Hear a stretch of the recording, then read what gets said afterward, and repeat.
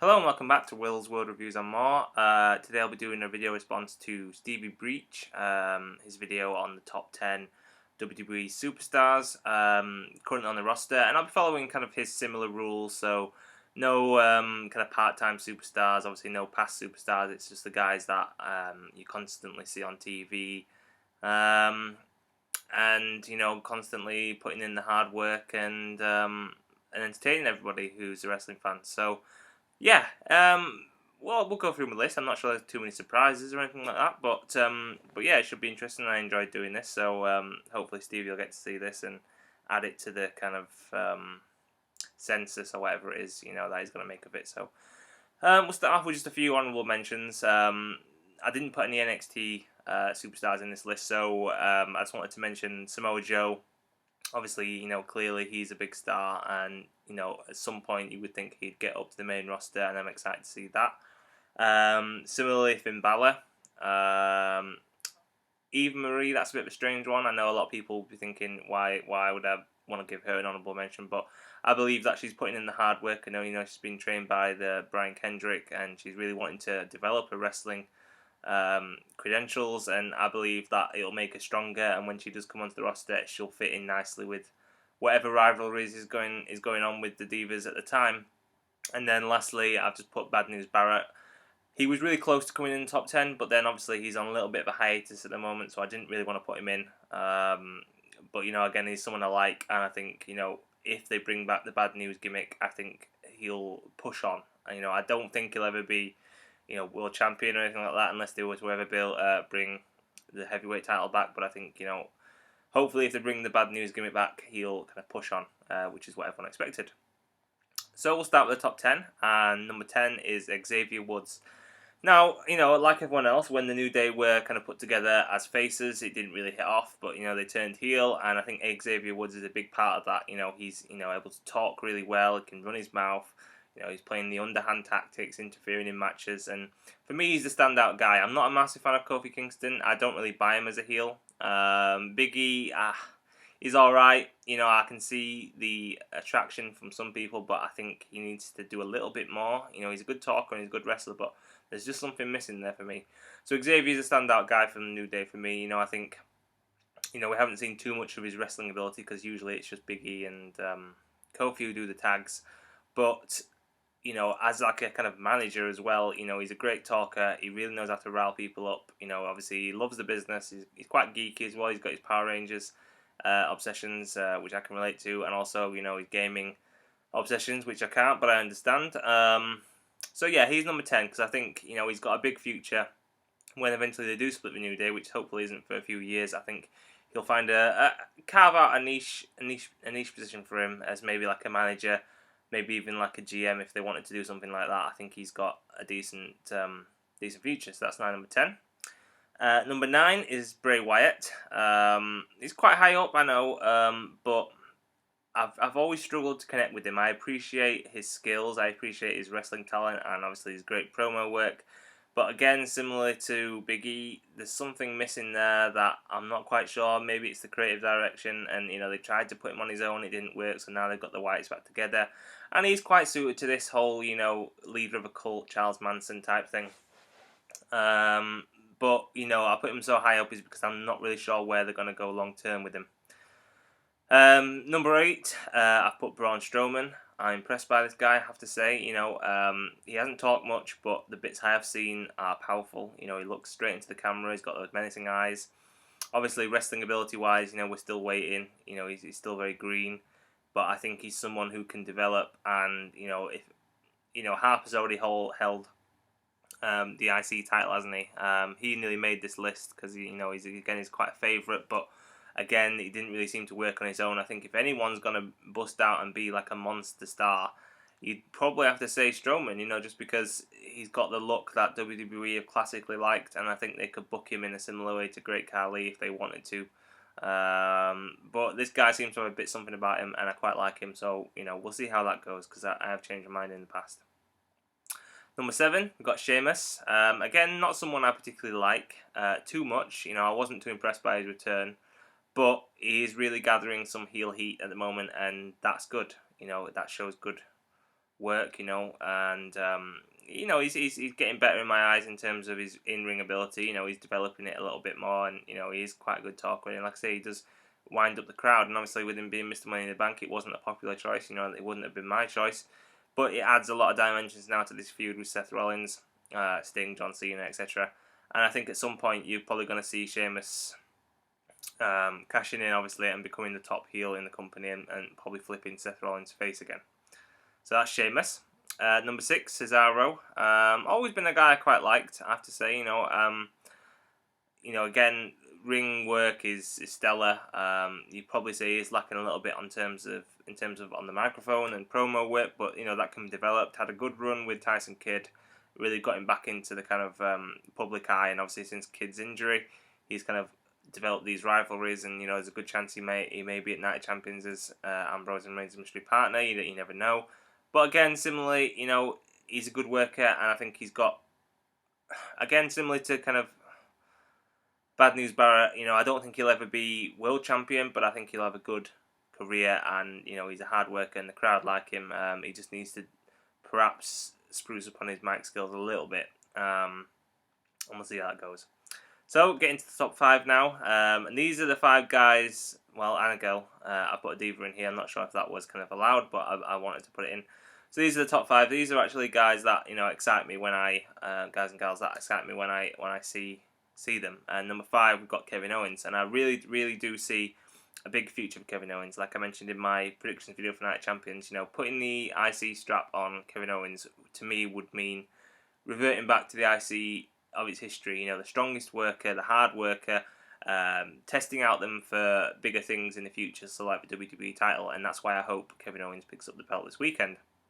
He's someone that isn't conventional, which is always good. Look at Mick Foley, but he's really agile, really good on the mic as well. He's a good heel. He could be even a better face. I think he could really make the most of it.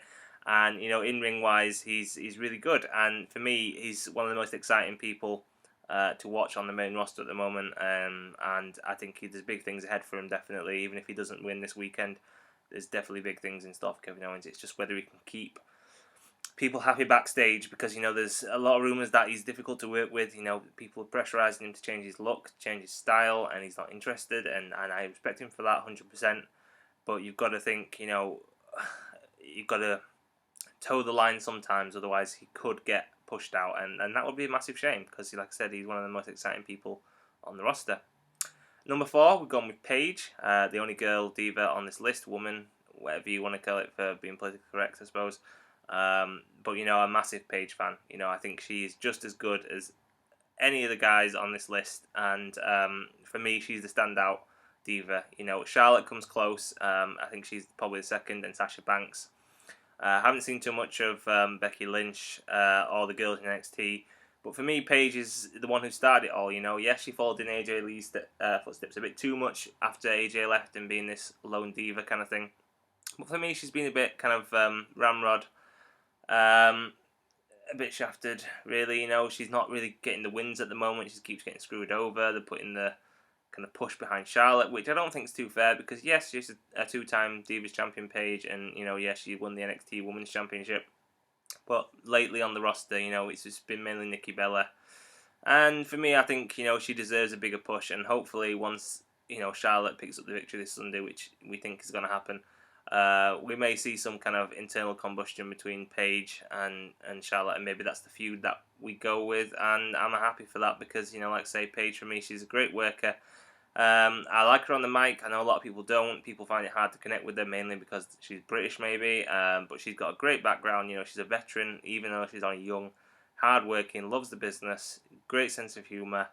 To me, she's just an all-round WWE superstar / diva, and I really hope the company gets behind her and focus on her, Sasha, and Charlotte going forward as the main 3 divas. You could have Lita, Trish, Molly Holly, whatever it was, in the Attitude Era, and I think you've got 3 great divas there, 3 great women's champions, and for me, Paige is the pick of the best, which is why I've put her at number 4. Number 3, we've got Roman Reigns. It's fair to say I liked Roman from the beginning. I didn't, I came into to this, revival of wrestling. My revival of wrestling was only started at the end of last year, so I missed the whole Shield thing. I came in after they split. But looking back and everything, everyone was saying that they thought Dean Ambrose was going to be the breakout star. Even Stevie said that. But it's fair to say I did like Roman from the beginning. I liked his intensity. I think at the moment he's pushing that a little bit too far. Pulling too many faces and too many screams. He needs to tone that down a little bit because it's getting a little bit comedic, and I don't think that's the angle he wants to pull. I was like everyone else. I was a little bit wary of him winning the Royal Rumble and maybe getting a push too soon. It wasn't that I didn't like him. It wasn't that I didn't think he deserved it. It wasn't that I didn't think he was good enough. I was wary of him getting pushed too soon and the crowd reacting the way they did, which is what happened. But I think he has got a great future. I think he will become not Cena 2.0, but in his own right a great star and will carry the company. And for me, I think he deserves it, and I would like him a hell of a lot more than Cena. I've really struggled to connect with Cena, but I don't struggle to connect with Roman Reigns. So if they do want to pass the torch to him, I ain't got a problem with that. Number 2, Seth Rollins. This guy is just outstanding in the ring. There's nothing else you can say. Reminds me of Shawn Michaels. Amazing. The way he's got this heel heat going over a year now, people still shouting "You sold out." It's just outstanding work on the mic as well, and he's just an all-round athlete. And for me, where he is where he deserves to be. He took the brass ring, if you like, out of the guise of the Shield and ran with it. And for me, he's got a hell of a career ahead of him if he can stay fit and injury-free. Luckily he hasn't had too many injuries, so let's just hope that his high-flying moves don't curb that. And great guy.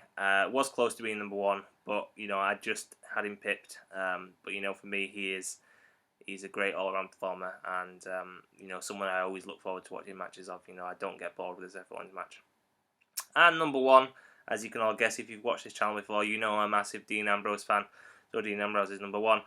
It was close because him and Seth, there's not much to choose. Like, the only difference is Ambrose obviously hasn't got that push, and as I was saying, a lot of people say that they thought Ambrose would be the one to break out. It didn't happen, and I really think the difference is that he just hasn't had that kind of fluidity with his storylines. They've always been chopped and changed, stop start, and it's been difficult for him. Obviously he had that great run where he did claim the title, and then it was revealed it was disqualified, and then he had the great ladder match, and obviously they had the great matches last year with Seth Rollins. But apart from that, his feuds have been really mixed, and you've got to wonder if there's something missing, but you can't see it. For me, he's a great talker on the mic. You can't dispute that, and his in-ring style, yes, isn't as technical as Bret Hart or as high-flying as Shawn Michaels. But it's got that kind of brawling attitude that people love, that kind of, Daredevil-like, brawling, Stone Cold Steve Austin anti-hero type thing. And for me, that's why I connect with him the most out of the 3 guys from the Shield, and that's why he's my number 1, because I'm excited to see where they go. I really do feel like we need to turn him heel soon, especially if they turn Rollins face. I mean, there would then be clamour to reunite the Shield if all 3 were face, but I would be turning Dean Ambrose heel. I think it would be a good idea. But for me, he's my number 1 because he's the guy I like the most, and that's just the way it is. He's the guy I look forward to his matches. I'm looking forward to the match this weekend, and it'd be interesting to see who the partner is. We'll see how that goes, but I'm looking forward to it, and he is kind of my guy. So I pinned a lot of hopes on him, and you need that. Like, you need your favourite football team or whatever. You need your guy, and I'm sticking by my Dean Ambrose. That's why he's number 1. Anyway, that's my top 10 with a few honourable mentions. I hope you guys kind of upload your list too, send them to Stevie so we can get going on this collective. And yeah, let's hear your thoughts. It's been interesting and been fun to do this. So until then, I'll be back on Monday with Night Champions review, and I'll see you later. Peace.